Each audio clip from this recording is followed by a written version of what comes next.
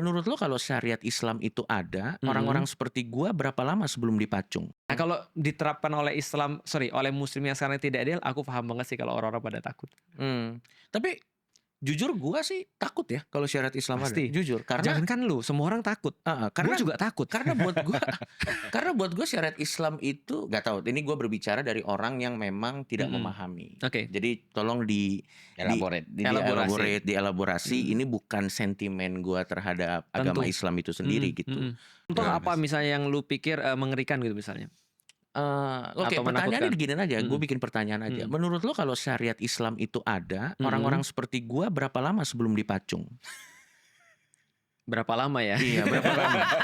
Sebenarnya Nggak, gini. karena kan gini, maksud gua kan kita harus ingat juga, atau gini deh, siapa negara yang mempraktekkan syariat Islam, tapi orang yang tidak Islam bahkan sangat tidak align dengan Islam bisa bisa senang ada di sana? Aku jawab yang pertama dulu kali ya. Mhm mhm Jadi mhm. yang pertama berapa lama ya? Sebenarnya kalau lu nggak melakukan apa-apa, lu nggak dipancung Lah lah. kan tidak mungkin dong saya tidak Heeh. melakukan apa-apa Misalnya dong. contoh misalnya lu di Malaka bikin podcast itu nggak ada masalah sebenarnya. Oke oke Kecuali kalau oke. misalnya lu makar misalnya. Oke. Lu pimpin pasukan misalnya lalu kemudian, Oke. ya sama kayak di negara ini juga sih siapapun Ya yang ya melakukan hal ya yang sama ya pasti kena ya. pancung juga kan. Iya iya Artinya iya.